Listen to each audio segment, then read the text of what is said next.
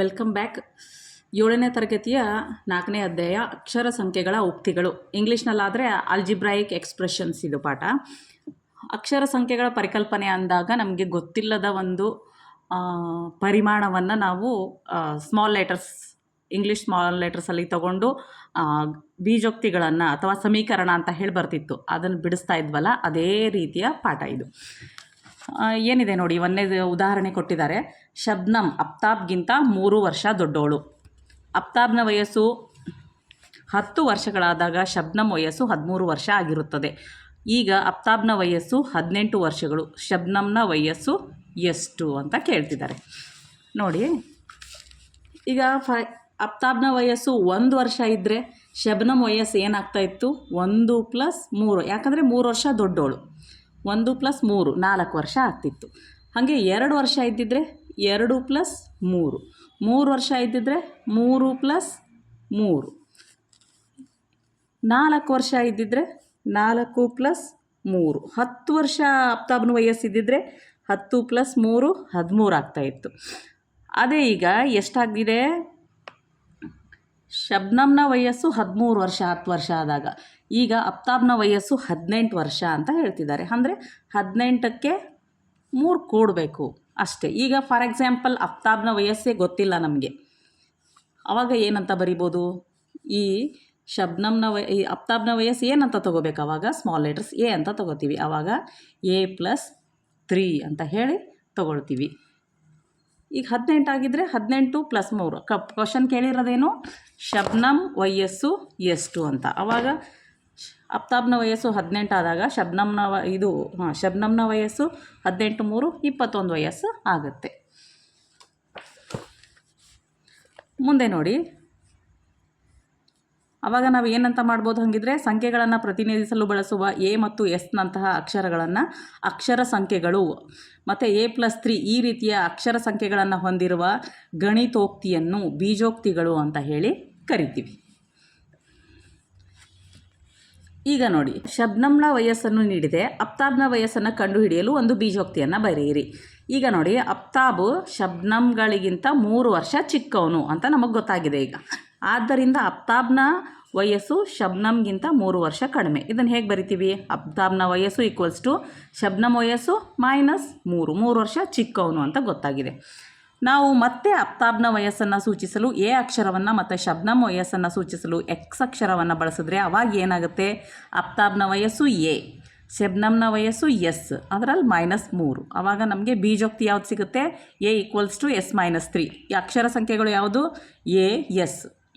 ಈ 3 ಏನಿದು ಕಾನ್ಸ್ಟಂಟ್ ಆಗುತ್ತೆ. ಈಗ ಶಬ್ನಮ್ನ ವಯಸ್ಸು 20 ಆದರೆ ಅಫ್ತಾಬ್ನ ವಯಸ್ಸನ್ನು ಕಂಡುಹಿಡಿಯಲು ಈ ಬೀಜೋಕ್ತಿಯನ್ನು ಉಪಯೋಗಿಸಿ. ಏನು ಹೇಳಿದ್ದಾರೆ? ಶಬ್ನಮ್ನ ವಯಸ್ಸನ್ನು X ಅಕ್ಷರ ಬಳಸಿದರೆ ಬೀಜೋಕ್ತಿಯು ಇಷ್ಟ ಆಗ್ತಾಯಿತ್ತು. ಈಗ ಶಬ್ನಮ್ ವಯಸ್ಸು ಎಷ್ಟಿದೆ? ಇಲ್ಲಿ ಬರ್ಕೊಳ್ಳೋಣ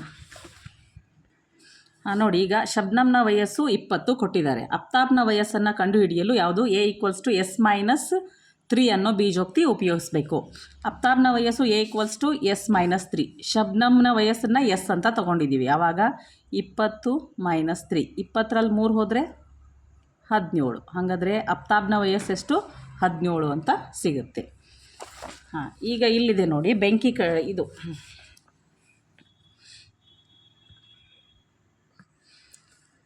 ಪಾರ್ಥಿಯು ಬೆಂಕಿ ಕಡ್ಡಿ ವಿನ್ಯಾಸಗಳನ್ನು ಮಾಡುತ್ತಿದ್ದಾನೆ. ಅವನು ಎಲ್ಗಳನ್ನು ಪುನರಾವರ್ತಿತವಾಗಿ ಒಂದರ ಪಕ್ಕ ಒಂದನ್ನು ಇರಿಸುತ್ತಾನೆ. ಚಿತ್ರ 4.2ರಲ್ಲಿ ತೋರಿಸಿರುವಂತೆ ಪ್ರತಿ ಎಲ್ನಲ್ಲಿ 2 ಬೆಂಕಿ ಕಡ್ಡಿಗಳಿವೆ. ನೋಡಿ, ಈಗ ಒಂದು ಎಲ್ ರಚನೆ ಆಗಬೇಕಂದ್ರೆ ಎಷ್ಟು ಬೆಂಕಿ ಕಡ್ಡಿಗಳು ಬೇಕು? 2 ಎಲ್ಗಳಿಗೆ 4, 3 ಎಲ್ಗಳಿಗೆ 6. ಹಾಗೆ n ನಂಬರ್ ಆಫ್ ಎಲ್ಗಳನ್ನು ರಚಿಸಬೇಕು ಅಂದಾಗ ನಾವೇನು ಮಾಡಬೇಕು? n × 2. ಈಗ ನೋಡಿ, ಇಲ್ಲಿ 2 ಇದ್ದಾಗ ಕಡ್ಡಿ ಎಷ್ಟು ಬೇಕಾಗಿತ್ತು? 2. ಇಲ್ಲಿ 2 ಎಲ್ ಆಗಿದೆ, ಕಡ್ಡಿ ಎಷ್ಟು ಬೇಕಾಯಿತು? 2. ಇಲ್ಲಿ 1 ಎಲ್ ರಚನೆ ಆಗ್ತಾ ಇರೋದು, 1 ಎಲ್ ರಚನೆ ಆಗ್ತಿರೋದು 2 ಕಡ್ಡಿ ಬೇಕಿತ್ತು. 2 ಎಲ್ಗೆ 2 × 2 4 ಕಡ್ಡಿ, 3 ಎಲ್ ಬೇಕಾಗಿರೋ ಕಡ್ಡಿ 2, 3 2 6. ಹಾಗಾದರೆ ಎನ್ ನಂಬರ್ ಆಫ್ ಎಲ್ಗಳು ರಚನೆ ಆಗಬೇಕು ಅಂದರೆ ಗುಣಿಸು 2. ಆವಾಗ ಇದನ್ನು ನಾವು ಸೂತ್ರವಾಗಿ ಬಳಸ್ಕೊತೀವಿ. ಈಗ ಅದರ ಮೇಲಿಂದ ನಾವೇನು ಮಾಡೋಣ, ಏನು ನಮ್ಮದು ಬೀಜೋಕ್ತಿಯನ್ನು ಕಂಡುಹಿಡ್ಕೊಂಡ್ವಿ, ಎನ್ ಗುಣಿಸು 2 ಅಂತ ಹೇಳಿ. ಈಗ 5 ಎಲ್ಗಳನ್ನು ಮಾಡಲು ಎಷ್ಟು ಬೆಂಕಿ ಕಡ್ಡಿಗಳ ಅಗತ್ಯವಿದೆ?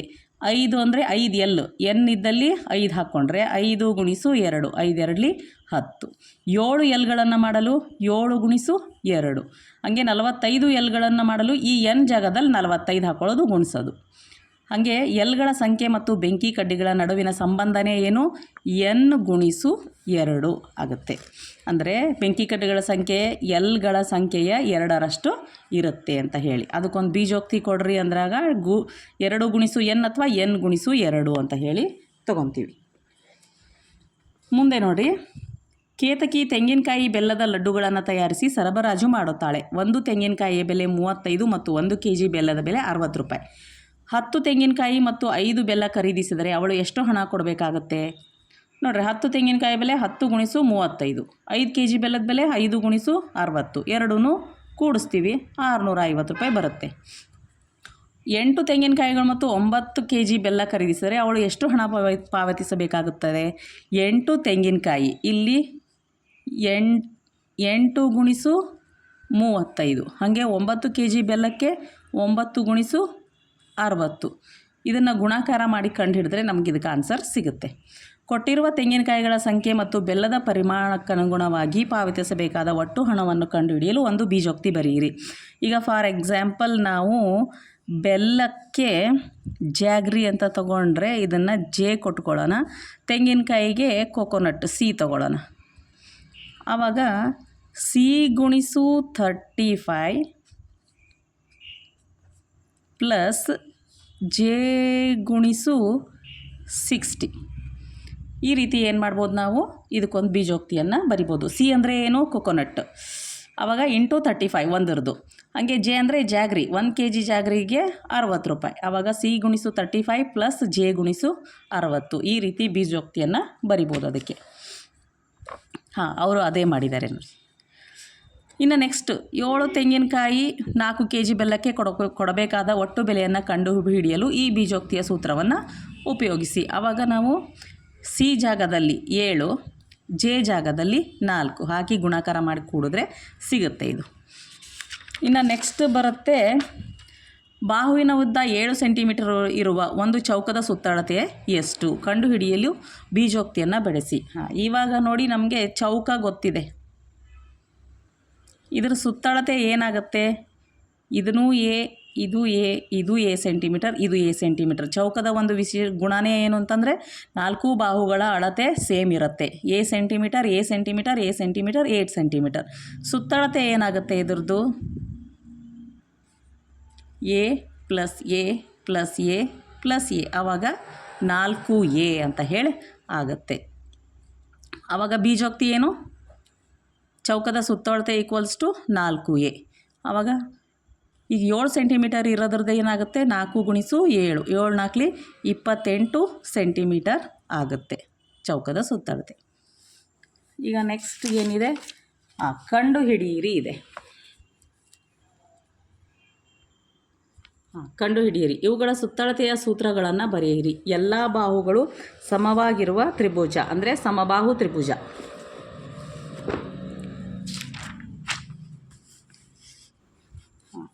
ಈಗ ತ್ರಿಭುಜ ಅಂದಾಗ ಇದು ಏನು? ಸಮಬಾಹು ತ್ರಿಭುಜ. 3 ಬಾಹುಗಳ ಅಳತೆ ಸೇಮ್ ಇರುತ್ತೆ, ಎ ಎ ಅಂತ ತಗೊಳ್ಳೋಣ.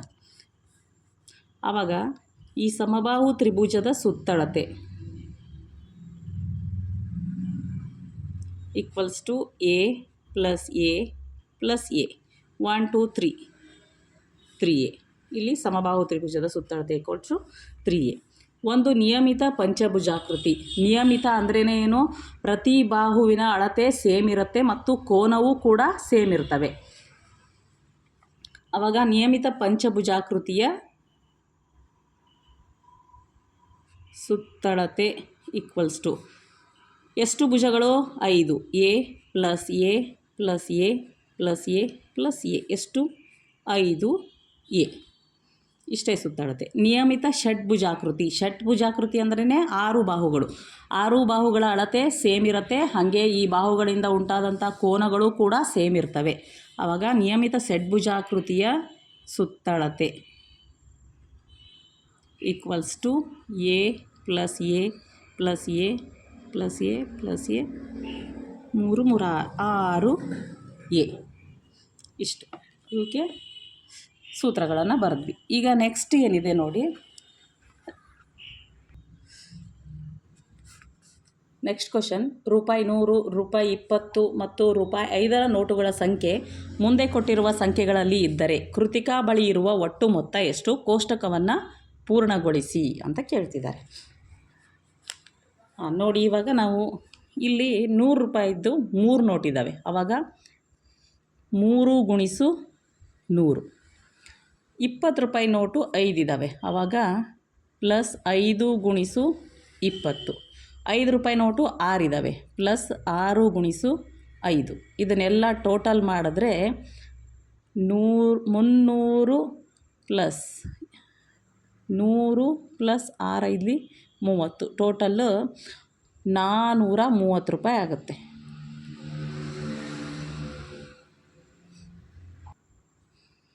ನೆಕ್ಸ್ಟ್ ಎರಡನೇದು 100ರ ನೋಟುಗಳು 6 ಬರುತ್ತವೆ. ಇನ್ನು 20ರ ನೋಟುಗಳು 4, 5ರ ನೋಟುಗಳು 3.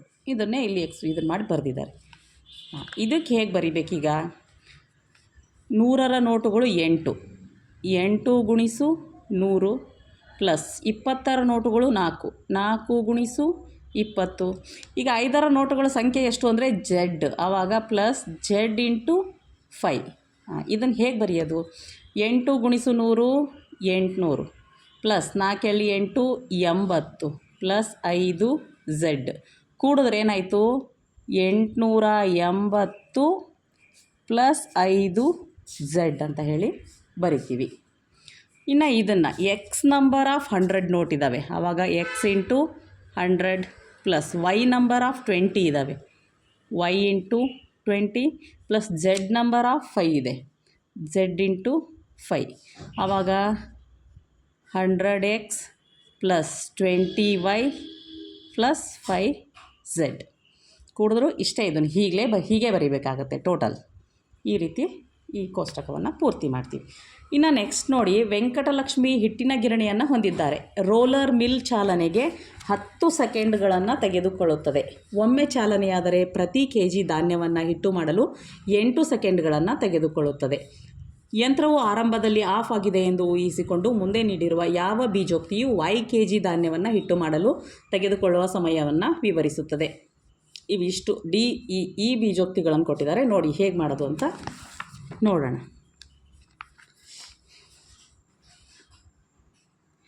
ನೋಡಿ, ರೋಲರ್ ಮಿಲ್ ಸ್ಟಾರ್ಟ್ ಆಗಲು ತೆಗೆದುಕೊಳ್ಳುವ ಸಮಯ 10 ಸೆಕೆಂಡ್. ಪ್ರತಿ kg ಧಾನ್ಯವನ್ನು ಹಿಟ್ಟು ಮಾಡಲು ತೆಗೆದುಕೊಳ್ಳುವ ಸಮಯ 8 ಸೆಕೆಂಡ್. ಹಾಗಾದರೆ y kg ಧಾನ್ಯವನ್ನು ಹಿಟ್ಟು ಮಾಡಲು ತೆಗೆದುಕೊಳ್ಳುವ ಸಮಯ ಏನಾಗುತ್ತೆ? ಯಂತ್ರ ಸ್ಟಾರ್ಟ್ ಮಾಡಲು ತೆಗೆದುಕೊಳ್ಳುವ ಸಮಯ ಪ್ಲಸ್ ಹಿಟ್ಟು ಮಾಡಲು ತೆಗೆದುಕೊಳ್ಳುವ ಸಮಯ. ಆವಾಗ ಯಂತ್ರ ಸ್ಟಾರ್ಟ್ ಮಾಡೋಕ್ಕೆ 10 ಸೆಕೆಂಡ್. ಒಂದು ಸಾರಿ ಸ್ಟಾರ್ಟ್ ಮಾಡಿದ ಮೇಲೆ ನಾವೇನು ಮಾಡ್ತೀವಿ? ಹಿಟ್ಟು ಬೀಸ್ತಾನೆ ಇರ್ತೀವಿ. ಮತ್ತು ಪ್ರತಿ ಸಾರಿ ಆಫ್ ಮಾಡೋದು ಬೀಸೋದು ಮಾಡಲ್ಲ. ಈಗ ಸ್ಟಾರ್ಟ್ ಮಾಡಿದ್ವಿ ಅಂತಂದರೆ 1 kg ಹಾಗೆ ಹಾಗೆ ಮಾಡ್ತಾನೆ ಇರ್ತೀವಿ. ಆವಾಗ ಇದು ಒಂದು ಸಾರಿ ಸ್ಟಾರ್ಟ್ ಮಾಡೋಕ್ಕೆ 10 ಸೆಕೆಂಡ್ ತೊಗೊಂಡ್ರೆ, ಆಮೇಲೆ 8 ಸೆಕೆಂಡ್ ಯಾವುದಕ್ಕೆ? ಪ್ರತಿ kg ಧಾನ್ಯವನ್ನು ಮಿಲ್ ಮಾಡೋಕ್ಕಿದು. ಅದಕ್ಕೆ ಏನು ಮಾಡ್ತೀವಿ? 10 plus into bracket 8 × y. For example 3 kg ಧಾನ್ಯವನ್ನು ಈಗ ನಾವು ತೊಗೊಂಡು ಹೋದ್ವಿ ಅಂದರೆ 10 ಪ್ಲಸ್ 8 × 3 8 3 24 ಮತ್ತು 10 34 ಸೆಕೆಂಡ್ ಬೇಕು. ನೋಡಿ, ಅದಕ್ಕೆ ಏನಂತಂದರೆ ಇಲ್ಲಿ ಯಂತ್ರ ಸ್ಟಾರ್ಟ್ ಆಗುವುದು ಒಮ್ಮೆ ಮಾತ್ರ, ಅದಕ್ಕೆ +10 ಮಾಡ್ಕೋತೀವಿ. 8 ಸೆಕೆಂಡ್ಗಳು ಅದಕ್ಕಿದು ಪ್ರತಿ kgನೂ ಮಿಲ್ ಮಾಡೋಕ್ಕೆ ಬೇಕಾಗುವಂಥದ್ದು. ಅದಕ್ಕೆ 8 × y ತೊಗೊಳ್ತೀವಿ. ಇದೆರಡನ್ನು ಇದನ್ನು ಮಾಡಿದಾಗ ನಮಗೆ ಆಪ್ಷನ್ ಡಿ ಸರಿಯಾದ ಆಪ್ಷನ್ ಆಗಿದೆ. 10 ಪ್ಲಸ್ 8 × y ಬರುತ್ತೆ. ನೆಕ್ಸ್ಟ್ ಏನಿದೆ ನೋಡಿ, ನಿಮ್ಮ ಆಯ್ಕೆಯ ಅಕ್ಷರಗಳನ್ನು ಬಳಸಿ ಬೀಜೋಕ್ತಿಯನ್ನು ಬರೆಯಿರಿ. ನಾ ಈಗ ಎಲ್ಲವಕ್ಕೂ ಇಲ್ಲಿ ಯಾವ ಬೀಜೋಕ್ತಿ ತೊಗೊಳ್ತೀನಿ? ಸ್ಮಾಲ್ ಲೆಟರ್ ಎ ತೊಗೊಳ್ತೀನಿ, ಅಥವಾ ನೀವು X ಯಾವುದಾದ್ರೂ ತೊಗೋಬೋದು. ಒಂದು ಸಂಖ್ಯೆಗಿಂತ 5 ಹೆಚ್ಚು. ಆ ಒಂದು ಸಂಖ್ಯೆ, ಇದನ್ನು ಬಿಡಿಸಿನೇ ಹೇಳೋಣ. ಹಾಂ, ಈಗ ಆ ಸಂಖ್ಯೆ ಎ ಆಗಿರಲಿ, ಪ್ರತಿಯೊಂದಕ್ಕೂ ಬರೆಯೋದು ಬೇಡ ಅಂತ ಒಂದು ಸಾರಿ ಇಲ್ಲಿ ಬರ್ತಿದ್ದೀನಿ. ಒಂದು ಸಂಖ್ಯೆಗಿಂತ 5 ಹೆಚ್ಚು, ಆ ಸಂಖ್ಯೆ ಎ ಆಗಿರಲಿ ಅಂದಮೇಲೆ ಎಗಿಂತ 5 ಹೆಚ್ಚು, ಆವಾಗ ಎ ಪ್ಲಸ್ 5 ಆಗುತ್ತೆ. ಒಂದು ಸಂಖ್ಯೆಗಿಂತ 4 ಕಡಿಮೆ, ಕಡಿಮೆ ಅಂದಮೇಲೆ ಮೈನಸ್ ಮಾಡಬೇಕು. ಆ ಸಂಖ್ಯೆ ಯಾವುದು? ಎ. 4 ಕಡಿಮೆ -4. ಒಂದು ಸಂಖ್ಯೆಯ 13ರಷ್ಟಕ್ಕಿಂತ 13ರಷ್ಟು ಅಂದಾಗ ಗುಣಿಸು, ಅಂದರೆ ಯಾವುದಕ್ಕೆ? ಈ ಅಕ್ಷರ ಸಂಖ್ಯೆಗೂ ಮತ್ತು 13ಕ್ಕೂ ಗುಣಾಕಾರ. ಆವಾಗ ಏನು ಬರಿತೀವಿ? 13ರಷ್ಟು. ಆ ಸಂಖ್ಯೆಯ 13ರಷ್ಟು ಅಂದಾಗ 13a. 2 ಕಡಿಮೆ, ಕಡಿಮೆ ಅಂದಾಗ ಮೈನಸ್. ಎಷ್ಟು ಕಡಿಮೆ? 2 ಕಡಿಮೆ. ಒಂದು ಸಂಖ್ಯೆಯ 2ರಷ್ಟಕ್ಕಿಂತ 13 ಕಡಿಮೆ. ಒಂದು ಸಂಖ್ಯೆಯ 2ರಷ್ಟು, ಈ ಸಂಖ್ಯೆಯ 2ರಷ್ಟು 2a. 13 ಕಡಿಮೆ -13. ಈ ರೀತಿ ಬರೀತೀವಿ. ಇನ್ನು ನೆಕ್ಸ್ಟ್ 6ನೇ ಕ್ವಶನ್ ಇದೆ. ಮುಂದೆ ನೀಡಿರುವ ಬೀಜೋಕ್ತಿಗಳಿಗೆ ಅನುಗುಣವಾಗಿ ಸನ್ನಿವೇಶಗಳನ್ನು ವಿವರಿಸಿ. ಅಂದರೆ ಏನು? ಇದಕ್ಕೆ ನೀವು ಇದನ್ನು ಸ್ಟೇಟ್ಮೆಂಟ್ ಸಮ್ ಥರ ಬರಿಬೇಕಾಗುತ್ತೆ. ನೋಡಿ, ಇಲ್ಲಿ ಬರೆದಿದ್ದೀನಿ ನಾನು. ಏನಂತಂದರೆ, ಒಂದೇದು ಏನಿದೆ, 8x + 3y ಅಂತ ಇದೆ. 8x + 3y. ಇದಕ್ಕೇನು ಸ್ಟೇಟ್ಮೆಂಟ್ ಸಮ್ ಬರೆಯೋಣ ಅಂತಂದರೆ, ನಿಹಾರಿಕಾ X ಸಂಖ್ಯೆಯ ನೋಟ್ ಪುಸ್ತಕಗಳನ್ನು ಹಾಗೂ Y ಸಂಖ್ಯೆಯ ಪೆನ್ಸಿಲ್ಗಳನ್ನು ಕೊಳ್ಳುತ್ತಾಳೆ. ಹಾಗಾದರೆ ಅವಳು ಅಂಗಡಿಯವನಿಗೆ ಕೊಡಬೇಕಾದ ಒಟ್ಟು ಹಣವನ್ನು ಕಂಡುಹಿಡಿಯಿರಿ. ಇಲ್ಲಿ ಕೊಡ್ತಾರೆ ಏನು? ಪ್ರತಿ ನೋಟ್ಬುಕ್ನ ಬೆಲೆ 8 ರೂಪಾಯಿ ಹಾಗೂ ಪೆನ್ಸಿಲ್ನ ಬೆಲೆ 3 ರೂಪಾಯಿ ಆಗಿದೆ. ಅಥವಾ ನೀವು ಮೇಲಿಂದನೇ ತೊಗೋಬೋದು. ನಿಹಾರಿಕಳು X ಸಂಖ್ಯೆಯ ನೋಟ್ ಪುಸ್ತಕಗಳನ್ನು ಹಾಗೂ Y ಸಂಖ್ಯೆಯ ಪೆನ್ಸಿಲ್ಗಳನ್ನು ಕೊಳ್ಳಲು ಹೋದಾಗ ಅಂಗಡಿಯವನು ಪ್ರತಿ ನೋಟ್ಬುಕ್ನ ಬೆಲೆಯನ್ನು 8 ರೂಪಾಯಿ ಹಾಗೂ ಪೆನ್ಸಿಲ್ನ ಬೆಲೆಯನ್ನು 3 ರೂಪಾಯಿ ಎಂದು ಹೇಳುತ್ತಾನೆ.